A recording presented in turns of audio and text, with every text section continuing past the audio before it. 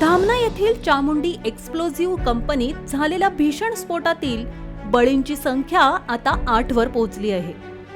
गत 48 तासांपासून मृत्यूशी झुंज देणाऱ्या श्रद्धा वनराज पाटील वय वर्ष 22 हिचा शनिवारी दुपारी 12:15च्या सुमारास उपचारादरम्यान मृत्यू झाला. तिच्यावर रविनगर येथील दंदे हॉस्पिटलमध्ये उपचार सुरू होते. या स्फोटातील अन्य एक जखमी प्रमोद चव्हारे वय वर्ष 25 यांची ही प्रकृती चिंताजनक असल्याचं सांगितलं जात आहे.